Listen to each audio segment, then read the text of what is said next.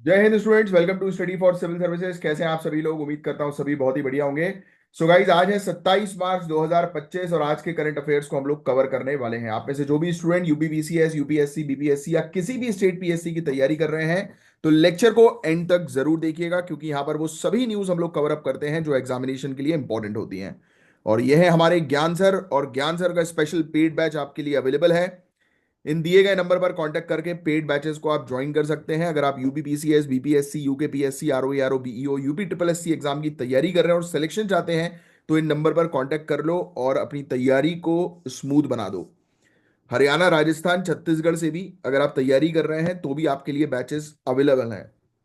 तो ये सब टॉपिक्स हैं आज के, जिनको आज एक एक करके हम लोग डिटेल में जो है वो कवर अप करेंगे। तो लेक्चर को एंड तक देखिएगा, ध्यान से सुनिएगा, अपने साथ पेन और पेपर लेकर बैठ जाइए। जो भी इंपॉर्टेंट चीजें होंगी टॉपिक्स के अंदर वो मैं आपको अलग से बताऊंगा, जो आपको नोट डाउन करना है। उससे पहले मैं आप लोग को थोड़ा सा बता देता हूँ कि आप लोग ने क्या कमेंट्स जो है वो दिए हैं। आयुष गुप्ता के आंसर आए हैं डिटेल में, वेरी गुड आयुष। शिवानी को बैक प्रॉब्लम है। शिवानी देखो, ये आपकी जो प्रॉब्लम है ये काफी कॉमन प्रॉब्लम है, राइट। और ये प्रॉब्लम से मैं भी कॉमन मतलब ये स्टडी से रिलेटेड नहीं है तो मैं इसको ज्यादा एक्सप्लेन नहीं कर पाऊंगा यहाँ पर। आप मुझसे जो है वो डायरेक्टली जो है वो कांटेक्ट कर लें पर्सनली, तो मैं आपको हेल्प जो है वो कर सकता हूँ। और आपका पेन बिल्कुल खत्म हो जाएगा, क्योंकि आई नो वेरी वेल कि बैक पेन कितना प्रॉब्लम क्रिएट करता है। तो वो मैं अपनी लाइफ से खत्म कर चुका हूँ, तो आपकी लाइफ से भी वो खत्म हो जाएगा। तो उसके लिए मुझसे कांटेक्ट कर लेना। कैसे कांटेक्ट करोगे? तो मेरा नाम है कमलाक्ष झा, जाकर गूगल पे सर्च कर लेना। तो इसके अलावा आगे की चर्चा करें, मतलब कमेंट्स देखूं मैं आपके। गोल्डी, गोल्डी ने लिखा है, बहुत अच्छा क्वेश्चन लिखा है गोल्डी ने, सभी को ये हेल्प करेगा कि स्ट्रेटेजी बताइए कि मैं कैसे यूपीपीसीएस एग्जाम को जो है वो अप्रोच करूं। गोल्डी, आप तो ऑलरेडी पेड ग्रुप के मेंबर हो, वहां पर जितने भी टॉपिक्स आ रहे हैं, मेंबर हो ना पेड ग्रुप के? अगर नहीं हो तो ले लो, पेड पेड कोर्स जो है हमारा, इस दिए गए नंबर पर कांटेक्ट करके ज्वाइन कर लो। क्योंकि वहां पर प्रॉपर पूरा यूपीपीसीएस का कंटेंट अवेलेबल है आपके लिए, प्रॉपर तैयारी करवाई जा रही है। वहां पर एक मेंटर भी आपको मिलेंगे जो आपके डाउट्स वगैरह सॉल्व कर सकते हैं। एक बार कांटेक्ट करके पूरी डिटेल्स ले लो उनसे कि आपको क्या क्या चीजें मिलने वाली हैं, क्या क्या सर्विस मिलने वाली है। और बेस्ट सर्विस है, क्योंकि अभी जो एग्जाम हुआ है यूपीपीसीएस का, उसमें इतने सिलेक्शंस दिए हैं कि मतलब ये मान के चलो, ये हमारे जो ज्ञान सर हैं वो परेशान हो गए थे। इतने इतने लोगों के मैसेज आ रहे थे कि रिप्लाई करना उनके लिए मुश्किल हो रहा था। और उसके प्रूफ्स भी दिए हुए हैं, टेलीग्राम के चैनल पर जाकर चेक कर सकते हो। तो यूपीपीसीएस में फोड़ना है तो उनको आप पेड कोर्स जो है वो ज्वाइन कर लो। स्टडी फॉर सिविल सर्विसेज का बहुत बढ़िया है, और उसमें आपको पूरी बेनिफिट जो है मिल जाएगी। और आपको सिर्फ डिसिप्लिन फॉलो करना है, रेगुलर बेसिस पर कंटेंट पढ़ो। जैसे मेरे करंट अफेयर्स का कंटेंट आप पढ़ ही रहे हो, वैसे ही दूसरी चीजें भी कवर अप करो। अ, ठीक है, वेरी गुड गोल्डी, आपके आंसर्स भी आए हैं। आयुषी सिंह के भी आंसर आए हैं। पुराने लेक्चर्स आपके छूट गए, कोई बात नहीं, अभी नए से शुरू करो। पुराने को जो है वो धीरे धीरे करके कवर अप करते रहो, एक स्ट्रेटेजी बनाओ। ठीक है, अंजलि के भी आंसर आ गए हैं, वेरी गुड यार, बहुत बढ़िया सभी लोग। श्रेया तिवारी, बहुत शानदार, बहुत शानदार यार। ईशा ठाकुर, प्रीति मिश्रा, बहुत बढ़िया। चलो, तो हम अपने सेशन को जो है वो शुरू कर रहे हैं। बहुत ध्यान से चीजों को सुनिएगा। मैं हूं आपका एजुकेटर कमलाक्ष झा। तो चलिए सेशन को जो है वो स्टार्ट करेंगे। जय श्री महाकाल। Let's start. तो देखो, पहला टॉपिक बहुत इंपॉर्टेंट है, रायसीना डायलॉग से रिलेटेड ये टॉपिक है। किससे रिलेटेड है? रायसीना डायलॉग, जिससे रिलेटेड आपसे एग्जामिनेशन में क्वेश्चन पूछा जाएगा। तो टाइटल डाल दो, रायसीना डायलॉग। तो इंडिया ने 2025 में अपने 10वें रायसीना डायलॉग को होस्ट किया। तो ये कौन से नंबर का 2025 का रायसीना डायलॉग है? 10वां नंबर का, याद रखना, लिख लेना। जो 17 मार्च से लेकर 19 मार्च तक न्यू दिल्ली में हुआ। इस इवेंट को ऑनरेबल प्राइम मिनिस्टर ने इसका उद्घाटन किया और न्यूजीलैंड के प्राइम मिनिस्टर ने एड्रेस किया। तो याद रखना, रायसीना डायलॉग के अंदर चीफ गेस्ट जो थे वो कौन थे?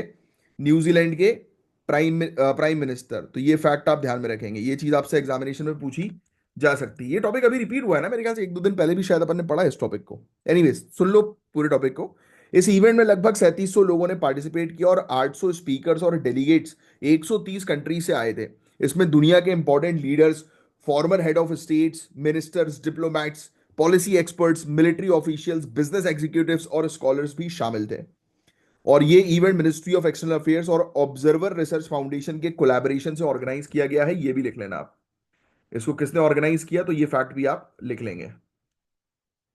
ये जो हाईलाइट कर रहा हूं वो चीज आप लिखेंगे, है ना। और राइसीना डायलॉग को इंडिया का सबसे बड़ा जियो पॉलिटिकल और जियो इकोनॉमिक प्लेटफॉर्म जो है वो माना जाता है, सबसे बड़ा इंडिया का जियो पॉलिटिकल और जियो economic platform. Very important, Hindi medium वाले स्टूडेंट्स यहां से पूरी चीज जो है वो लिखेंगे। अच्छा, जियो पॉलिटिकल मतलब अलग अलग पॉलिटिकल हेड्स यहाँ पर आते हैं, राइट, इस क्षेत्र के, इस रीजन के। तो वो आपस में बहुत सारी चीजों के बारे में डिस्कशन करते हैं, ट्रेड से लेकर सिक्योरिटी तक सब कुछ डिस्कस जो है वो किया जाता है कि कैसे रिलेशंस और बेहतर बनाएंगे, कैसे वैश्विक समस्याओं को टैकल किया जाएगा, हर एक चीज यहाँ पर इस प्लेटफॉर्म पे डिस्कस की जाती है। अब सुनो चीजें को ध्यान से। रायसीना डायलॉग को 2016 में लॉन्च किया गया था, लिख लेना। ये चीज भी आपसे एग्जामिनेशन में जो है वो पूछी जा सकती है, वेरी इंपॉर्टेंट। मैं यार ये वाला पेन निकाल लेता हूँ, वो अच्छा लगेगा। घूम रहा है? हाँ ठीक है, अच्छा है। तो रायसीना डायलॉग को जो है वो 2016 में लॉन्च किया गया था और उसका नाम रायसीना हिल्स के नाम पर रखा गया है। लिखने की जरूरत नहीं, आपको ऑलरेडी पता है Raisina hills, right, Indian government की यहाँ पर ऑफिस हम लोग को देखने को मिलता है। आगे चल के आप यहाँ पर भी जाएंगे अपनी वेरियस ट्रेनिंग्स के लिए, या कई बार कुछ ऑर्डर्स वगैरह लेने के लिए बुलवाया जाएगा आपको।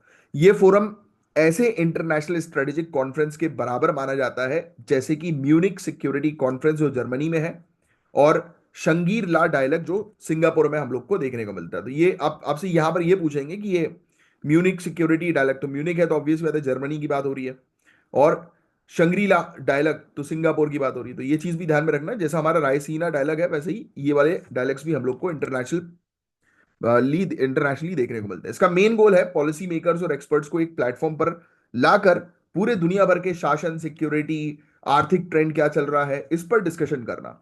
2025 के एडिशन की थीम है, थीम लिख लेना भैया, 2025 के एडिशन की थीम ये बहुत इंपॉर्टेंट है, काल चक्र, पीपल पीस प्लैनेट, ये एज इट इज लिखेंगे आप, काल चक्र लोग शांति ग्रह,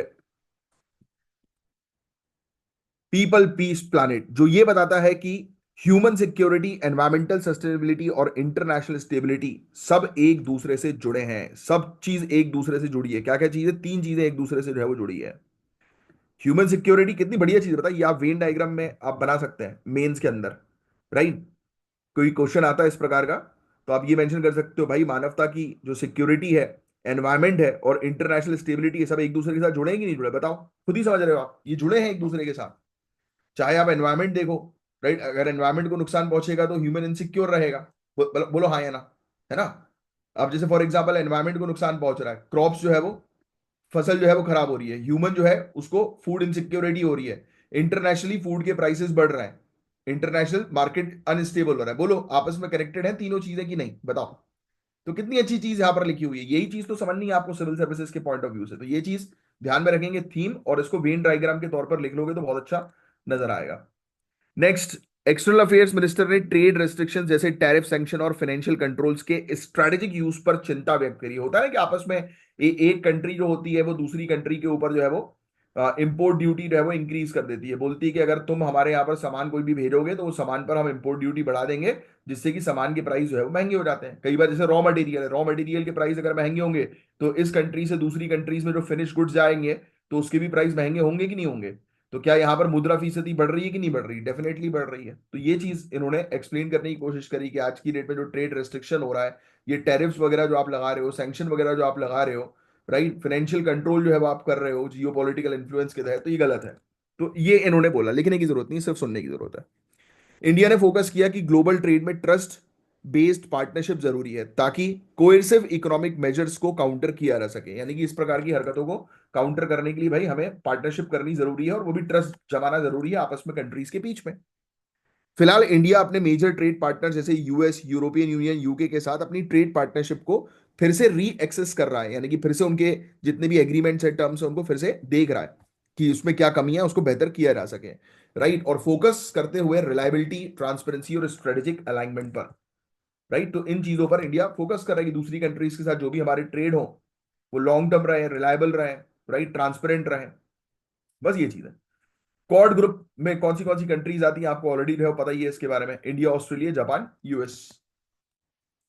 तो क्वाड ग्रुप की अगर हम बात करें तो क्वाड ग्रुप के डिफेंस रिप्रेजेंटेटिव्स ने इंडियन ओशियन रीजन में बढ़ती मिलिट्री प्रेजेंस को लेकर अपनी चिंता शेयर करी, और ऑब्वियस ही बात है ये। अब आप मुझे बताओ कमेंट बॉक्स पे लिखकर, इनकी चिंता जो है वो क्वाड ग्रुप की एग्जैक्टली कौन सी कंट्री है, मतलब ये किस कंट्री को बिना उस कंट्री का नाम लिए काउंटर करते हैं? कमेंट बॉक्स पे लिखकर बताओ, क्योंकि इंडियन ओशियन रीजन में वो कंट्री बड़ा दिमाग खराब जो है वो करती है सभी लोगों का।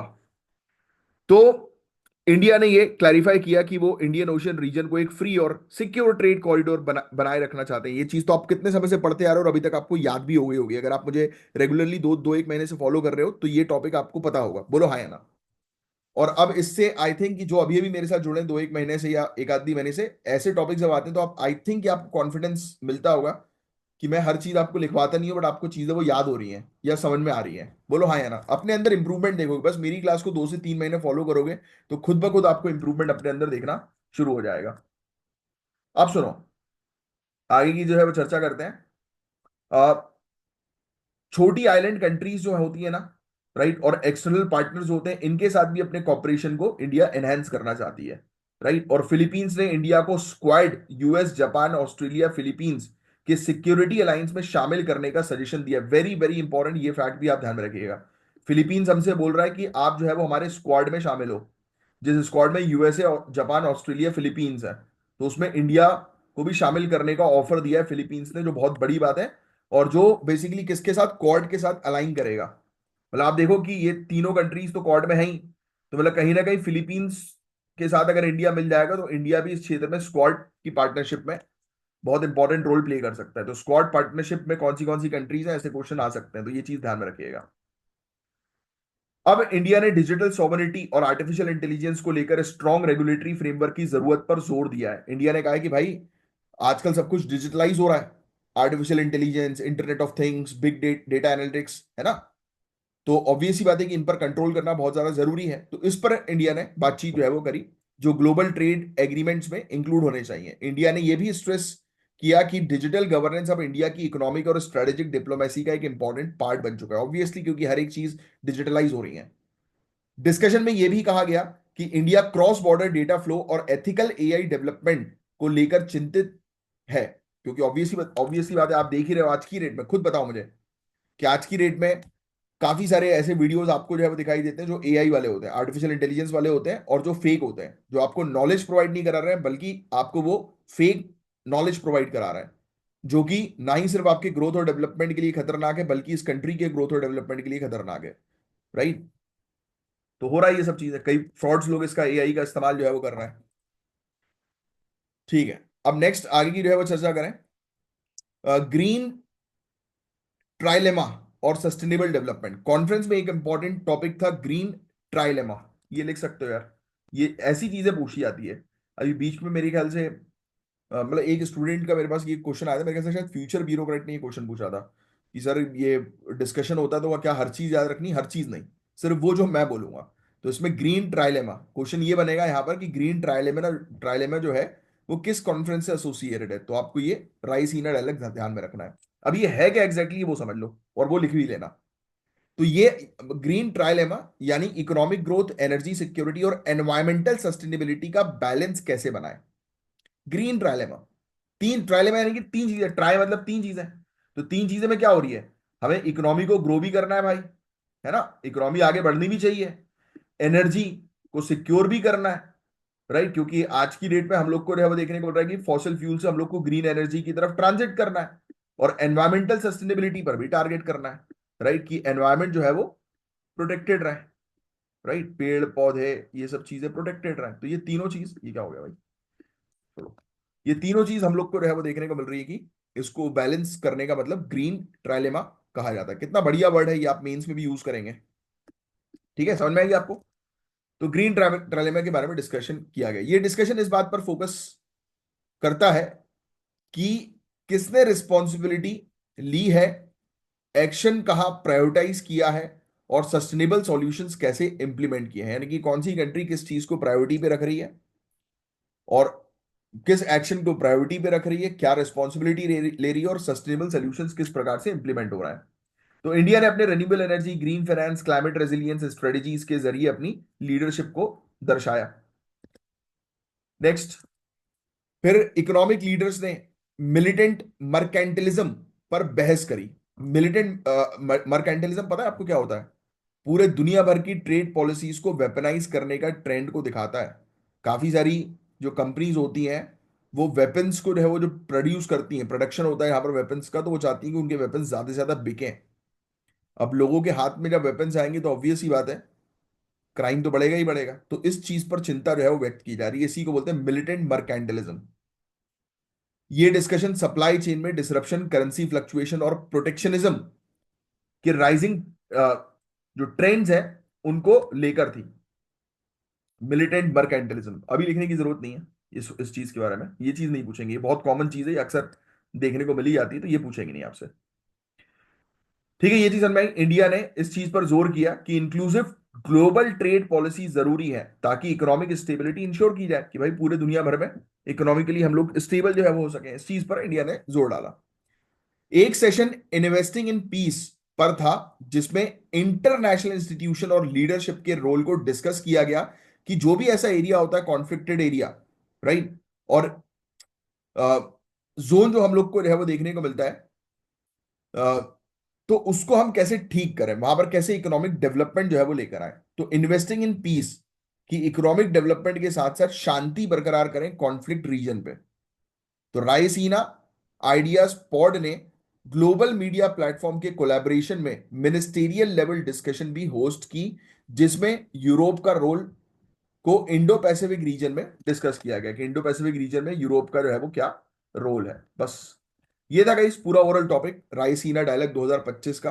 और जो चीज बस मैंने लिखने को कही है बस वो चीज मेंशन करिएगा जो आपके प्रीलिम्स में आएगी। और मेंस की एक अंडरस्टैंडिंग जो है वो हमने देख ली कि आज की डेट में पूरे दुनिया भर का फोकस किन किन चीजों पर है, इकोनॉमिक ग्रोथ पर है, ट्रेड बनाने पर है, मोस्ट इंपॉर्टेंट एनवायरमेंटल सस्टेनेबिलिटी पर हम लोग को जो है वो देखने को मिल रहा है। तो ये और डिजिटल गवर्नेंस पर फोकस जो है वो किया गया। तो ये बुलेट पॉइंट्स इतनी बार आएंगे ना, ये आपको याद ही हो जाएंगे। और अब तक मेरे ख्याल से अगर आप फॉलो कर रहे हो तो याद हो रहे होंगे आपको। बताइएगा मुझे कमेंट बॉक्स पे आपका क्या एक्सपीरियंस रहा मेरे साथ पढ़ते हुए। चलिए नेक्स्ट टॉपिक की तरफ हम आगे बढ़ेंगे।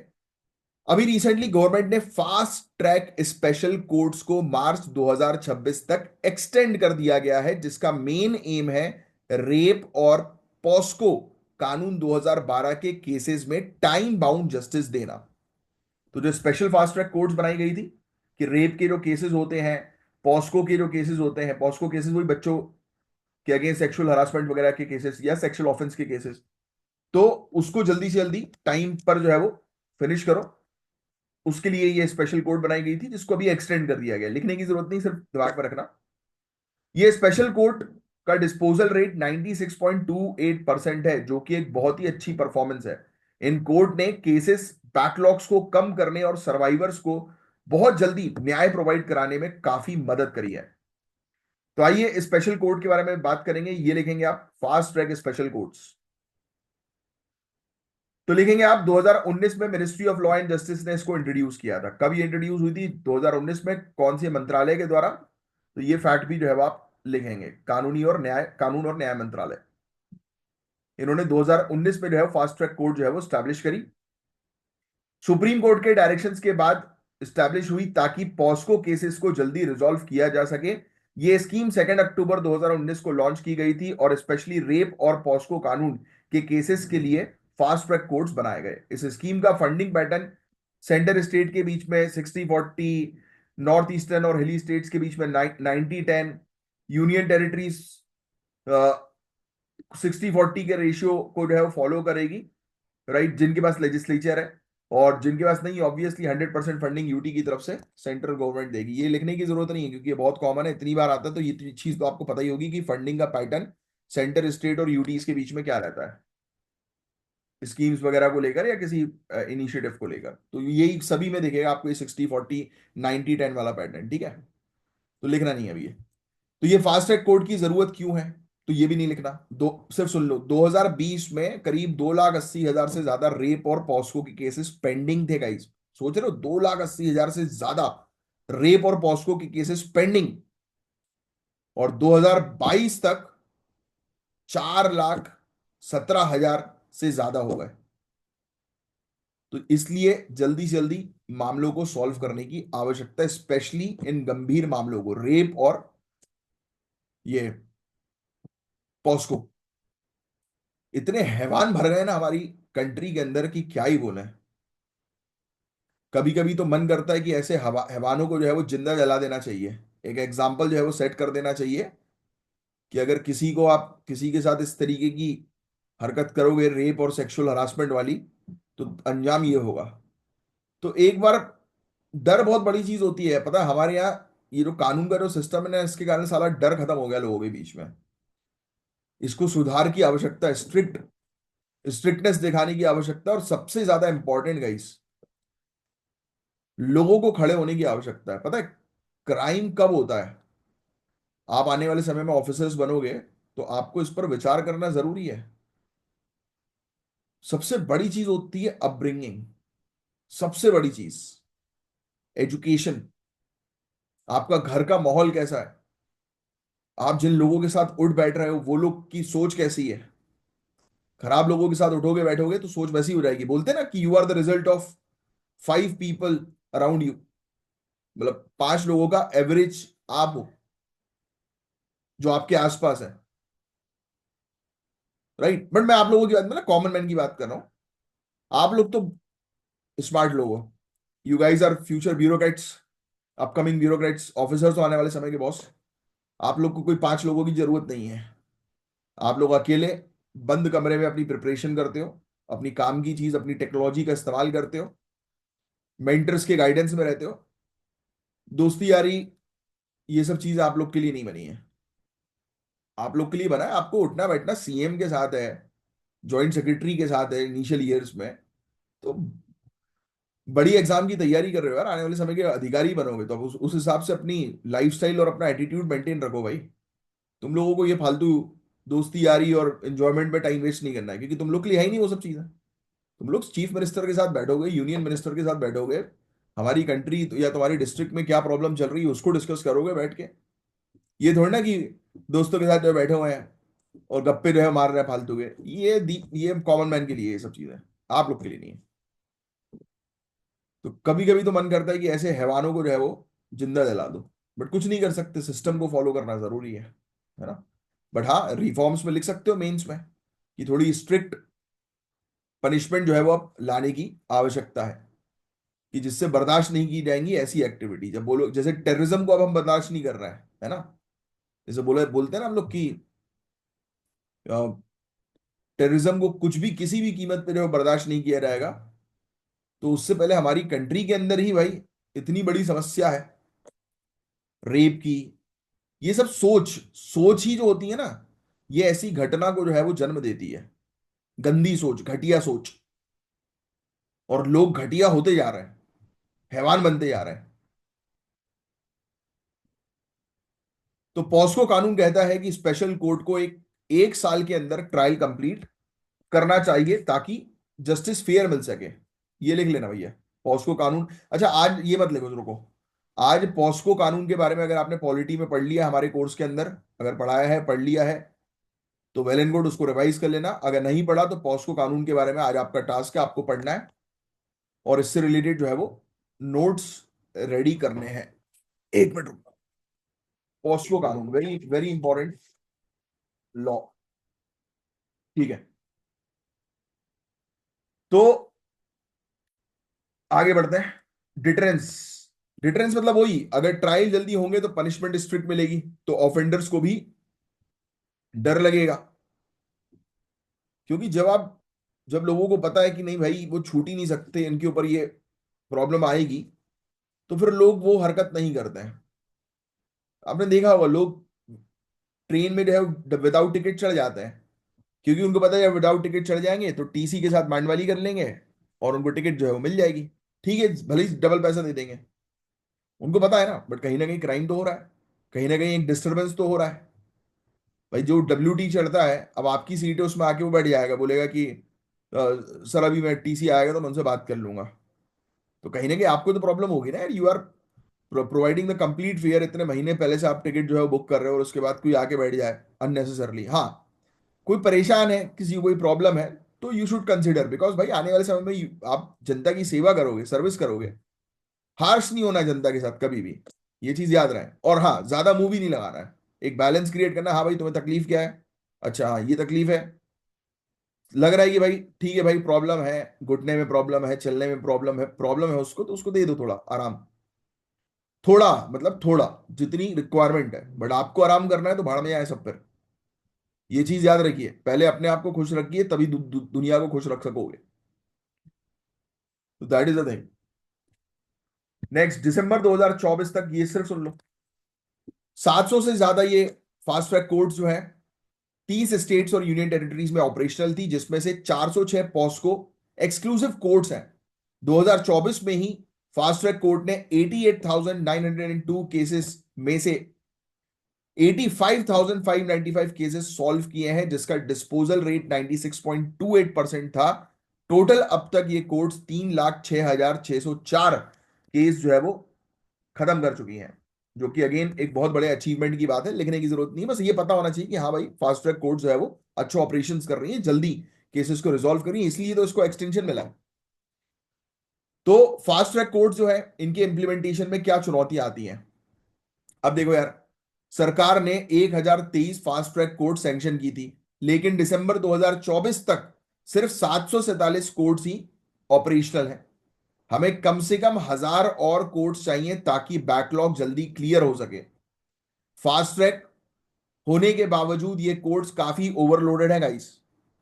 जो कुछ स्टेट्स में हाई डिस्पोजल रेट देखने को मिलते हैं, पर कुछ स्टेट्स में केसेस सॉल्व होने में टाइम लगता है।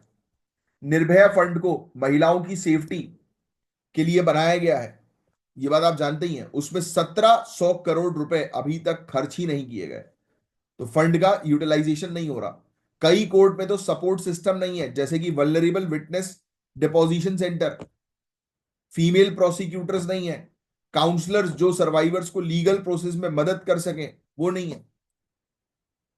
फिर कई कोर्ट्स में मॉडर्न इक्विपमेंट्स की कमी है, जैसे ऑडियो वीडियो रिकॉर्डिंग सिस्टम और डिजिटल रिकॉर्ड कीपिंग, जो एफिशिएंसी को अफेक्ट करता है।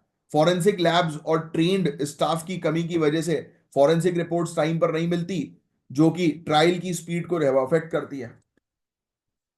तो ये सब इश्यूज हम लोग को वो देखने को मिलते हैं भाई, और जो मैंने आपको बताया जो प्रॉब्लम है वही सोल्यूशन है, ये पूरी प्रॉब्लम को सॉल्व कर दो। तो स्टेट्स को स्पेशल जजेस अपॉइंट करने चाहिए जो पॉस्को केसेस हैंडल कर सकें। Judicial officer, public prosecutor, police को भी प्रॉपर ट्रेनिंग और सेंसिटाइजेशन की जरूरत है कि भाई किसी से बात करें रेप विक्टिम से तो तरीके की बात करना जरूरी है, राइट? क्योंकि वो ऑलरेडी उस ट्रॉमा में है, राइट? और आपके उल्टे सीधे सवाल से उनका ट्रॉमा बढ़ सकता है, स्ट्रेस बढ़ सकता है, तो उनको भी ह्यूमन की तरह ट्रीट करके, अपने ही लोगों की तरह, क्योंकि ज्यादा अपनापन नहीं दिखाना होता है, राइट? क्योंकि आप ज्यादा इमोशनल होगे तो that is also biggest problem. किसी केस में ना ज्यादा इन्वॉल्व हो, उतना करो जो आपकी ऑफिशियल ड्यूटी आपको अलाउ करती है, एथिकल कोड ऑफ कंडक्ट के साथ। सभी डिस्ट्रिक्ट्स में वल्नरेबल विटनेस डिपोजिशन स्कीम बनाई जानी जानी चाहिए, जहां पर जो सर्वाइवर अपनी टेस्टिमनी इजीली दे सकें, मतलब अपने बारे में पूरा बयान वगैरह जो है वो दे सकें। चाइल्ड फ्रेंडली कोर्ट, क्योंकि नॉर्मल सी चीज है ना यार, किसी के साथ ये घटना घटी है तो उसकी हर एक डिटेल पब्लिक के सामने देने में हेजिटेशन होता है, क्योंकि ये बहुत ही पर्सनल चीज है जो किसी के साथ जो है वो घटी है। तो ऐसी प्रॉब्लम जो है वो शेयर नहीं कर पाता एक आम आदमी, उसके लिए वो बहुत बड़ी दिक्कत जो है वो हो जाती है। ये तो रेप है, बहुत बड़ी चीज है। लोगों की आजकल हो रहा है, फेक लोन एप्लीकेशंस वगैरह जो आती हैं, वो लोगों की फोटो को मॉर्फ कर देती हैं, यानी उनके फेस को हटाकर न्यूड फोटो में जो है वो उनका फेस लगा देती हैं, राइट? और फिर उनके कॉन्टेक्ट्स उनके पास रहते ही हैं, फेक फेक ये लोन कंपनी के पास, तो वो उनके मेंबर्स को, फैमिली मेंबर्स को, फ्रेंड्स को उनकी फेक फोटो जो है वो डिस्ट्रीब्यूट करते हैं। मेरे साथ खुद हुआ था, ऐसी घटना में आम आदमी जान जो है वो दे देता है अपनी, सुसाइड कर लेता है, और करते हैं लोग। और हर आप महीने में एक दो केसेस मिनिमम, इस महीने तो बहुत ज्यादा बोल रहा हूं मैं, 30 डेज बहुत ज्यादा बोल रहा हूं, हफ्ते से भी कम में आप दो तीन केसेस इस प्रकार के देखोगे जो रिपोर्ट किए जाते हैं। बदनामी आम आदमी के लिए बहुत बड़ी चीज होती है। तो ऐसे विटनेस डिपोजिशन सेंटर बनाने चाहिए जहां पर वो अब जाकर कंफर्टेबली जो है वो अपनी घटना के बारे में पूरा बयान दे सकें। Child friendly court room procedure भी फॉलो होने चाहिए, जैसे आइडेंटिटी प्रोटेक्शन और क्लोज डोर ट्रायल्स। तो कोर्ट को मॉडर्नाइज भी करना है, ये प्रॉब्लम थी, राइट? तो मॉडर्नाइज करो, टेक्नोलॉजीज अच्छी जो है वो लेकर आओ। फॉरेंसिक लैब्स जो है वो और बेहतर करो, स्किल्ड स्टाफ जो है वो रखो, निर्भया फंड्स को जो है वो अच्छी तरीके से यूटिलाइज करो। तो जो प्रॉब्लम होती है वही इसका सोल्यूशन होता है। तो ये पूरा टॉपिक था गाइस जो आपको अच्छे से थोड़ा सा ध्यान में रखना है। अब नेक्स्ट टॉपिक की तरफ हम लोग आगे चलेंगे। तो आजकल मॉडर्न वॉरफेयर में ड्रोन्स यानी यूएवी का रोल बढ़ गया है। आपको ऑलरेडी पता है ड्रोन्स की मदद से जो है वो निगरानी तो रखी जाती है, बल्कि बॉम्ब्स वगैरह भी उसमें लगा दिए जाते हैं, है कि नहीं। रिसेंटली जापान के ओकिनावा के पास चाइना के दो ड्रोन्स देखने को मिले, जो कि इस बात को कंफर्म करते हैं कि यूएवीज मिलिट्री ऑपरेशन में बढ़ते जा रहे हैं। ये ड्रोन्स स्पाई वर्क के लिए, जिसको रिकनसाइंस हम लोग जो है वो कहते हैं, या रिकनाइसेंस ऐसा उसको जो है वो प्रोनाउंस किया जाता है। Surveillance is the good word, कि सर्विलांस में मदद करते हैं, कॉम्बैट ऑपरेशंस में मदद करते हैं ड्रोन्स, राइट। आपने देखा होगा ना ये उरी उरी मूवी देखी होगी आपने, तो उसमें जो है वो आपने देखा होगा कि एक ड्रोन का यूज किया जाता है, गरुण। अरे हालांकि उसमें थोड़ा एग्जेजरेट कर दिया है ज्यादा, उस तरीके का जो है वो नहीं था, ये छोटा सा ड्रोन जो है वो था, राइट, जो नॉइस वगैरह जो है वो नहीं करता था, जैसे नॉर्मल होता है ना शादी वगैरह में आप देखते हो कि ड्रोन उड़ते हैं फोटोग्राफी वाले, वैसे ही था, बहुत छोटा था, जिससे कि वो नजर ना आए और आवाज वगैरह भी ना करें, क्योंकि जनरली ड्रोन आवाज करता है तो ट्रैक हो जाता है। वो वैसा वाला नहीं था कि वो वहां पे वाकई में गरुण गरुण शेप का जो उड़ रहा है, ऐसा कुछ नहीं था, वो थोड़ा एग्जैजरेट कर दिया था मूवी के अंदर, थोड़ा इंटरेस्टिंग बनाने के लिए। तो बट ड्रोन का यूज तो हो ही रहा है। ड्रोन का यूज ना ही सिर्फ फोर्स हमारी, बल्कि स्मगलर्स भी करते हैं ड्रग्स वगैरह की स्मगलिंग के लिए, राइट। तो यूएवीज के कुछ फायदे हैं, जैसे कि कॉस्ट इफेक्टिव होना और ह्यूमन रिस्क को कम करना, लेकिन ये सिक्योरिटी के लिए खतरा भी क्रिएट करते हैं, राइट। तो ये चीजें हैं, ये तो बहुत कॉमन चीजें, लिखने की जरूरत नहीं, सिर्फ सुन लो आप। अब इसके एडवांटेज, जैसे कॉस्ट इफेक्टिव होता है, देखो यूएवीज अनमैन्ड एरियल व्हीकल्स काफी सस्ते होते हैं, जबकि फाइटर जेट्स काफी एक्सपेंसिव होते हैं। जैसे MQ-9 रीपर ड्रोन की cost approximately 32 million US dollar है, जबकि F-35 फाइटर जेट की कॉस्ट, अब ऑब्वियस ही बात है, कहाँ जेट कहाँ ड्रोन, किसको क्या कंपेयर कर रहे हो आप। बट हाँ, निगरानी अगर रखनी है तो ड्रोन अच्छे से काम कर सकता है, इवन अटैक करना है तो भी ड्रोन काम कर सकता है। अब यूएई का फ्यूल कंजम्पशन और मेंटेनेंस कॉस्ट भी कम होता है, और उन्हें ये और भी इकोनॉमिकल बना देता है। तो यूएवी के एडवांटेज क्या है फाइटर जेट्स के कंपैरिजन में, कि सस्ता पड़ता है भाई ये, है ना। दूसरा, ह्यूमन रिस्क कम है, यूएवी पायलट्स कैजुअलिटी का रिस्क एलिमिनेट करते हैं, क्योंकि पायलट थोड़ा होता है उसमें, अनमैन्ड है, राइट। तो हाई रिस्क मिशन के लिए बेहतर यूएवी माने जाते हैं। 2019 में यूएस का ड्रोन स्ट्रेट ऑफ हॉर्मुज के ऊपर शूट किया गया था, लेकिन कोई मिलिट्री रिटेलिएशन नहीं हुआ, क्योंकि ड्रोन्स के लॉस मैंड एयरक्राफ्ट के कंपैरिजन में कॉन्फ्लिक्ट को एस्केलेट नहीं करते। आप सोचो कि किसी कंट्री का अगर एयरक्राफ्ट ब्लास्ट कर दोगे तो उसमें बैठा हुआ पायलट मर जाएगा। पायलट मर गया मतलब कंट्री का दिमाग खराब हो जाएगा, कि अरे तुमने हमारे ऑफिशियल को मार दिया, अब बताते हैं साले तुम्हें। मतलब वो फिर इमोशनल अटैचमेंट हो जाता है, कि तुमने मारा कैसे भाई, तुम भगा सकते थे, चेतावनी दे सकते थे। अब यहाँ पर ड्रोन उड़ता जा रहा है, उसको आपने जो है वो शूट कर दिया कि लेट है, ड्रोन गिर गया, सामने वाली कंट्री बोल रही चलो कोई बात नहीं, साफ सफाई कर दो, छोड़ो, है। तो क्योंकि उनका इमोशनल कनेक्ट नहीं है, ठीक है चलो थोड़ा ही तो नुकसान हुआ है पैसे का, और क्या, छोड़ो जान दो। इसमें ज्यादा बहसबाजी नहीं हो, जैसे होता है ना कि कई बार सड़क में, बट सड़क के लोग कॉमन मैन है, वो लड़ लेते हैं, वो हल्की सी गाड़ी टच क्या हो जाती है किसी दूसरी गाड़ी से, ऐसा लड़ने लगते हैं कि जैसे पता नहीं क्या हो गया। बनवा दो भाई, लड़ना वड़ना नहीं चाहिए, होता है थोड़ा समझदार जो है वो होना चाहिए। हाँ लड़ो जब, पुलिस को इन्वॉल्व तब करो, अथॉरिटीज को इन्वॉल्व तब करो जब सामने वाला बंदा ड्रिंक एंड ड्राइव और उसने किसी की जान ले ली हो, या चलो जान नहीं भी ली हो तो कहीं ना कहीं वो क्राइम तोड़ रहा है, ड्रिंक एंड ड्राइव गाड़ी जो है वो चला रहा है।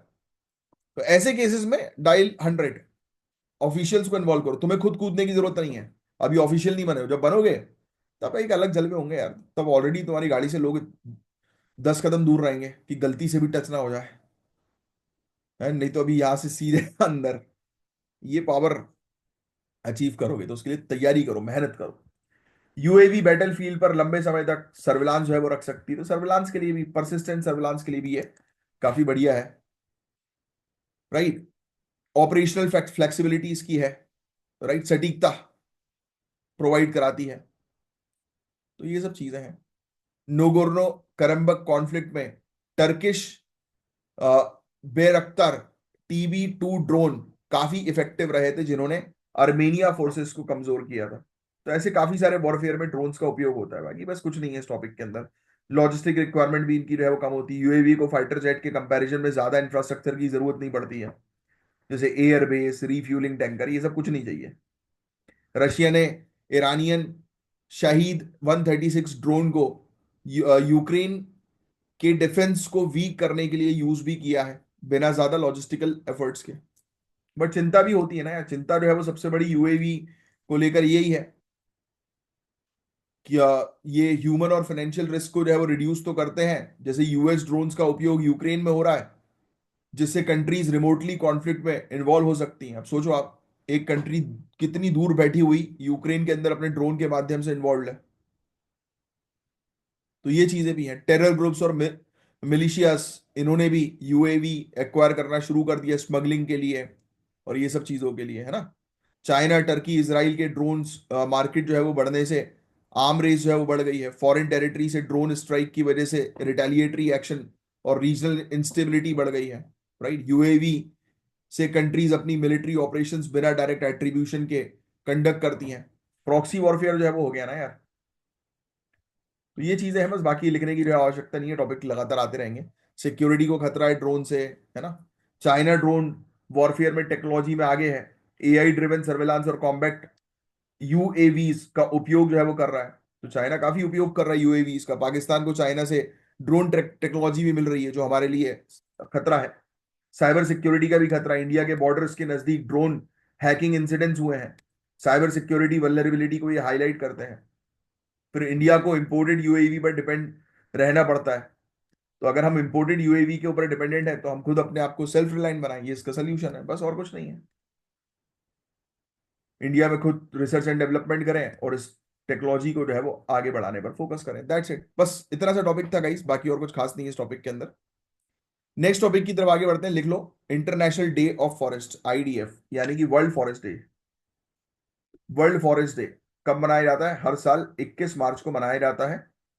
अब ये टॉपिक सिर्फ सुनना है, क्योंकि आपको पता है भाई, जंगल से रिलेटेड अवेयरनेस के लिए फॉरेस्ट डे मनाया जाता है। एक चीज बस और लिख लो, यूनाइटेड नेशन जनरल असेंबली ने 2012 में इसको ऑफिशियली रिकॉग्नाइज किया था, जो पहले 1971 में फूड एंड एग्रीकल्चर ऑर्गेनाइजेशन के अंडर वर्ल्ड फॉरेस्ट्री डे के रूप में शुरू किया गया था। और 2025 की बस थीम लिख लो। बस इस टॉपिक के अंदर सिर्फ इतनी चीजें बस काम की है, बाकी सिर्फ सुनने वाली चीजें हैं जो आपको ऑलरेडी पता है।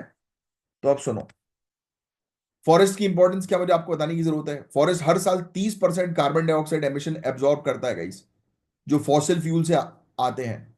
ये क्लाइमेट चेंज को कम करने में मदद करता है। फॉरेस्ट के पास 861 गीगा टन कार्बन स्टोर्ड है, जो ग्रीन हाउस गैसेस को ज्यादा एक्यूमुलेट होने से रोकता है।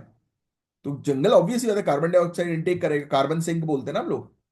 तो फॉरेस्ट दुनिया की 80% टेरिटोरियल बायोडायवर्सिटी को होम प्रोवाइड कराता है। जितनी भी जैव विविधता है भाई, जानवर है, स्पीसीज है, प्रजाति है, ह्यूमंस है, सभी को जो है फॉरेस्ट की रिक्वायरमेंट है। टाइगर्स 2022 में 3167 और एशियन एलिफेंट्स लगभग 30,000, ये जो है इनका घर है जंगल।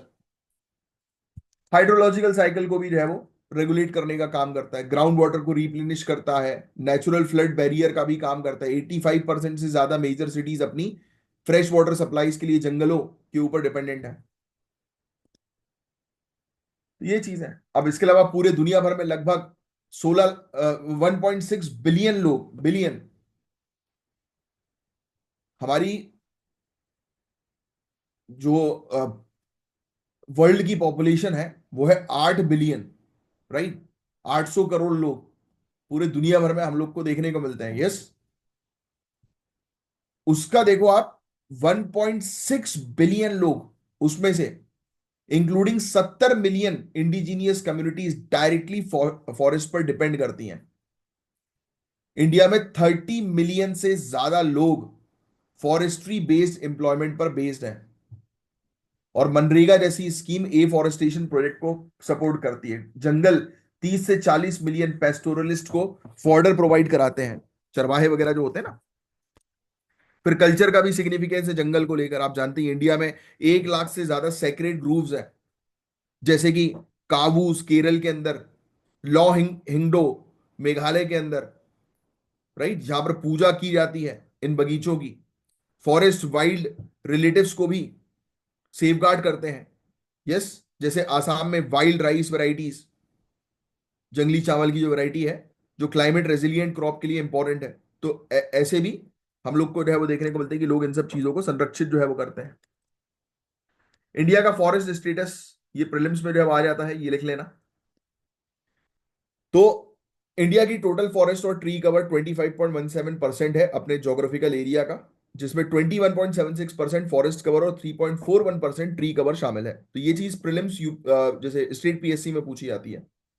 मध्य प्रदेश, अरुणाचल प्रदेश, छत्तीसगढ़ के पास सबसे ज्यादा फॉरेस्ट है, जबकि लक्षद्वीप, मिजोरम, अंडमान निकोबार में सबसे ज्यादा फॉरेस्ट कवर है। राइट, एरिया वाइज फॉरेस्ट की अगर हम बात करें तो सबसे ज्यादा ये लक्षद्वीप, मिजोरम, अंडमान निकोबार में है फॉरेस्ट कवर। इंडिया की मैंग्रोव कवर 4991.68 स्क्वायर किलोमीटर है, जो थोड़ा कम हुआ है 2021 के कंपैरिजन में।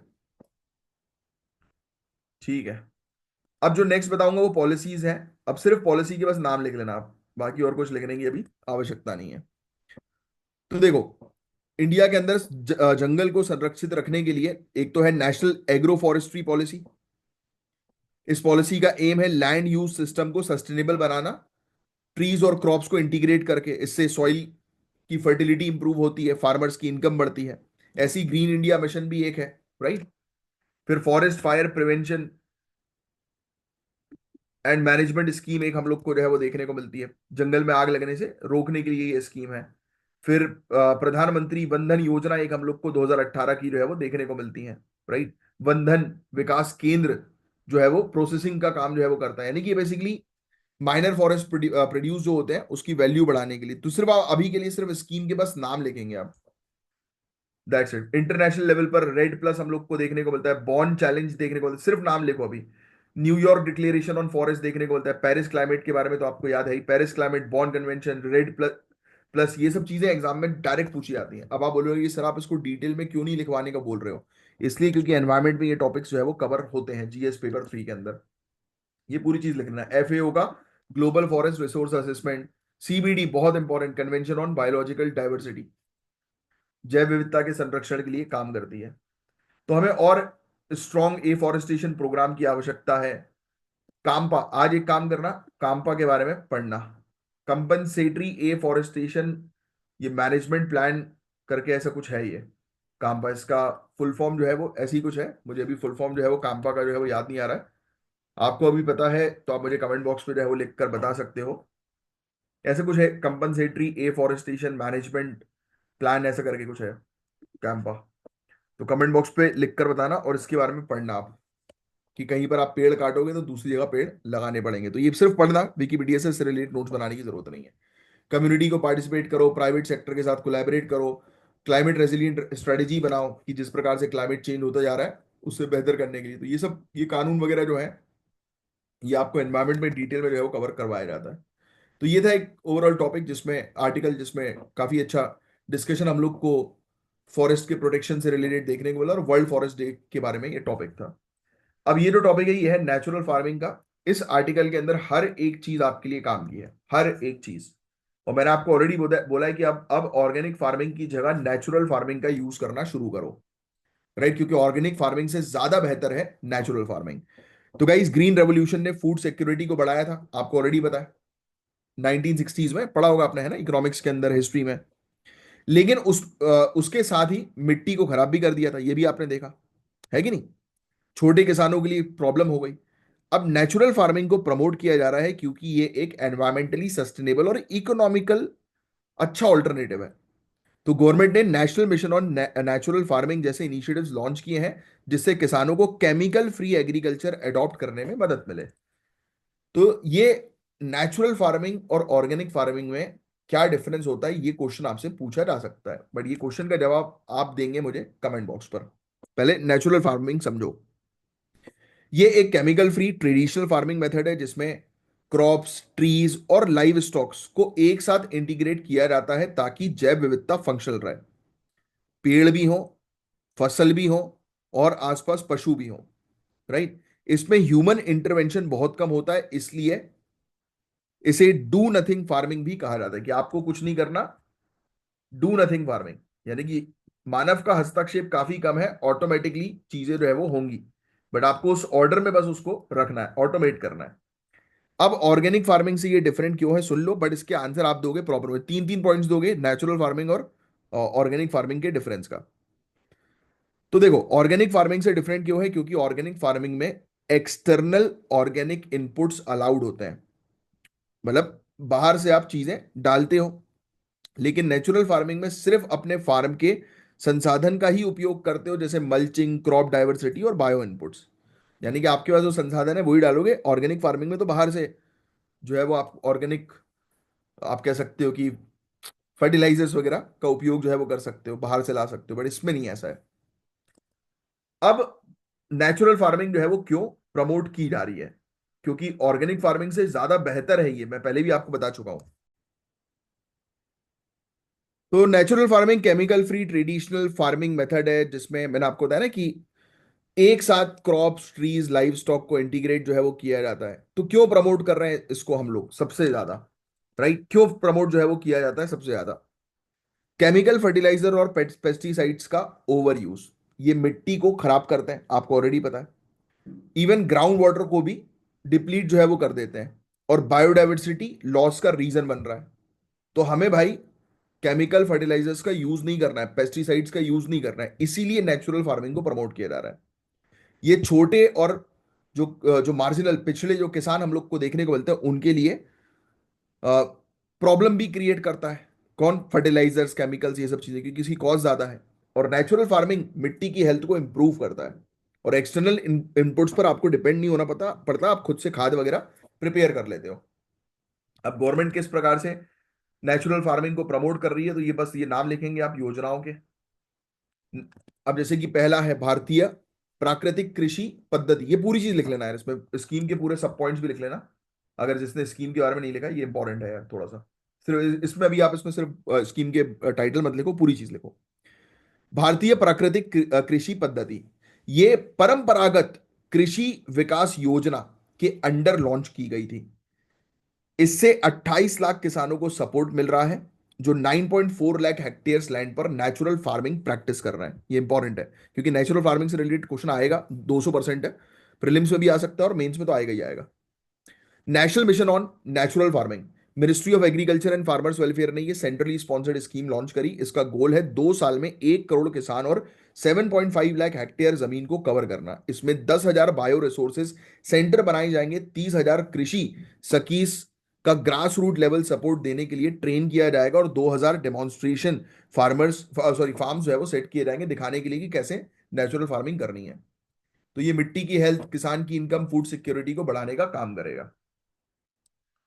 अब प्रॉब्लम है भाई, प्रॉब्लम सबसे बड़ी तो यह है कि इसमें ज्यादा प्रोडक्शन नहीं होने की सर्टेनिटी कम होती है, क्योंकि फर्टिलाइजर आपने डाला तो प्रॉपर न्यूट्रिएंट मिल गया क्रॉप को, क्रॉप जो है वो तेजी से प्रोडक्शन कर देगा। बट यहां पर दिक्कत है, यहां पर किसान को क्लैरिटी नहीं है कि कितना प्रोडक्शन होगा। आंध्र प्रदेश, कर्नाटक, महाराष्ट्र में इनिशियल केस स्टडी के मुताबिक धान, कॉटन, कपास यानी कि, और शुगर केन, इनका प्रोडक्शन कम हुआ। ये भी लिख सकते हो आप ये चैलेंज के तौर पर।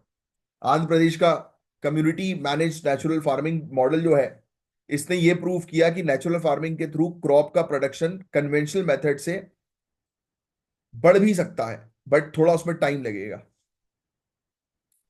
बट मार्केट एक्सेस और सर्टिफिकेशन का इशू है, फार्मर्स को नेचुरली ग्रोन प्रोडक्ट्स के लिए फेयर प्राइस जो है वो मिलना मुश्किल हो रहा है, क्योंकि डेडिकेटेड मार्केट इंफ्रास्ट्रक्चर की कमी है। ऑर्गेनिक फार्मिंग के कंपैरिजन में नेचुरल फार्मिंग के पास इंटरनेशनली रिकॉग्नाइज सर्टिफिकेशन नहीं है, जिसको बनाना बहुत जरूरी है आज की डेट में। और काफी सारे लोगों को नॉलेज नहीं है, अवेयरनेस नहीं है इसके बारे में, तो जो प्रॉब्लम होती है वही इसका सोल्यूशन हम लोग को देखने को मिलता है। बस दैट्स इट, और कुछ खास नहीं है इसके अंदर। अब डेवलपिंग टूरिज्म इन इंडिया, ये आर्टिकल टूरिज्म से जो है वो रिलेटेड है। सेंट्रल गवर्नमेंट कोलैबोरेट कर रही है स्टेट गवर्नमेंट के साथ, और उन्होंने 116 नए टूरिस्ट डेस्टिनेशन अलग अलग स्कीम्स के अंडर जो है वो हाईलाइट किए हैं। अब ये सब चीजें याद रखने की जरूरत नहीं है। स्वदेश दर्शन स्कीम आपको ऑलरेडी पता है, इसका 2.0 वर्जन हम लोग को देखने को मिल रहा है। Challenge based destination development, special assistance to states for capital investment, ऐसी स्कीम जो है वो लाई गई हैं।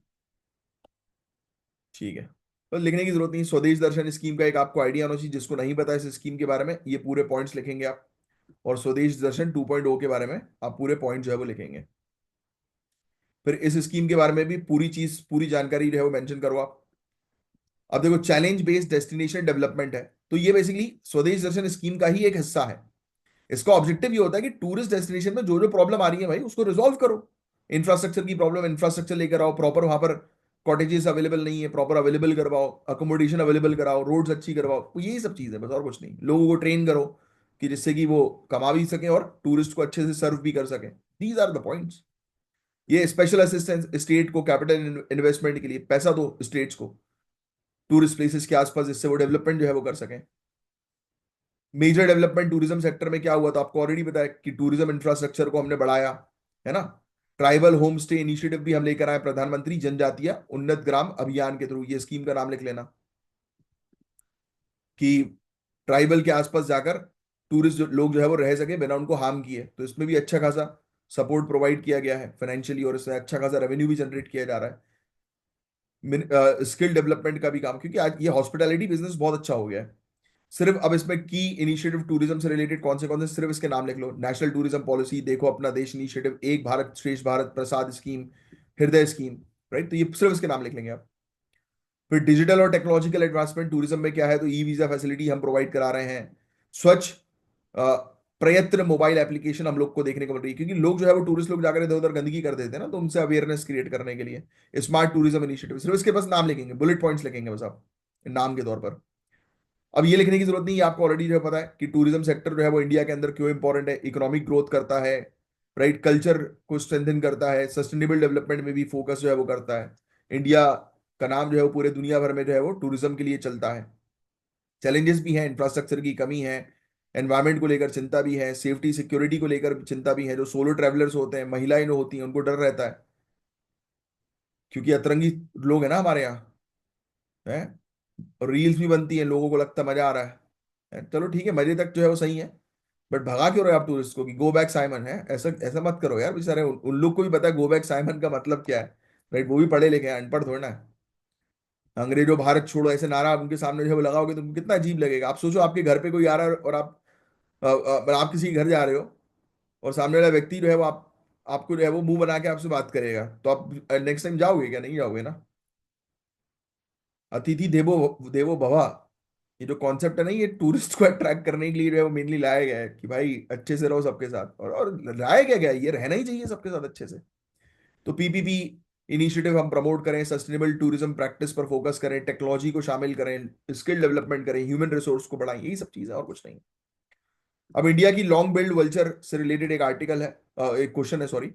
इसका ये पूरा आंसर यहाँ पर जो है वो दिया हुआ है, इसको एक बार जो है वो रीड कर लेना और इसके नोट्स बना लेना। क्योंकि देखो, इंडियन लॉन्ग बिल वल्चर जो है, जिसको जिप्स इंडिकस के नाम से जाना जाता है, इंडिया, पाकिस्तान, नेपाल में जो है वो पाई जाती है।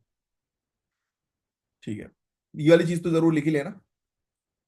और ये लिख लेना भाई, राम देवड़ा बेटा वल्चर सेंचुरी इंडिया की पहली और इकलौती वल्चर सेंचुरी है। Very very important. कहां पर है, मुझे इसका कमेंट बॉक्स पे इसका वो बताना, इसकी लोकेशन, कि ये कहां पर लोकेटेड है ये सेंचुरी। और ये आप यहां से जो है वो नहीं पढ़ोगे।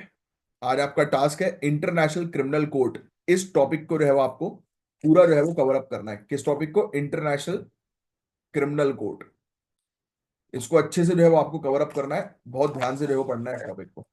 चलिए, अब बस आज के लिए इतना ही था। इंटरनेशनल क्रिमिनल कोर्ट से रिलेटेड एक क्वेश्चन भी है मेंस का। ये पढ़ने के बाद आईसीसी के पूरे टॉपिक को, अगर आपने जीएस पेपर 2 का, बहुत इंपॉर्टेंट टॉपिक है, अगर आप क्लासेस अटेंड कर रहे हो तो जीएस पेपर 2 के अंदर आईसीसी का टॉपिक अवेलेबल होगा। ये पढ़ लेना, नोट से रिवाइज कर लेना, या फिर अगर नहीं हो बैच में तो अलग से पढ़कर जो है वो इसका आंसर लिख लेना। तो चलिए, बस मैं साइन ऑफ करता हूं। ये है हमारे ज्ञान सर। ज्ञान सर का स्पेशल पेड बैच को जरूर ज्वाइन करो। जीरो से लेकर सिलेक्शन तक की प्रॉपर तैयारी होती है गाइस। और यूबीबीसीएस की तैयारी कर रहे हो तो डेफिनेटली जो है वो ज्वाइन करो ही करो, क्योंकि इसमें काफी फायदा आपको मिलेगा। कॉल करके पूछो तो भाई, अफोर्डेबल फीस में काफी अच्छी आपको सर्विस मिलेगी। पूरी चीज पूछो, क्या क्या मिलेगा क्या नहीं मिलेगा, तो आपको खुद समझ में आ जाएगा। चलो, अब मैं ज्यादा समय वेस्ट नहीं करूंगा आपका। मिलेंगे हम लोग कल के लेक्चर में, तब तक के लिए bye bye, take care, have a great head. जय हिंद, जय श्री महाकाल।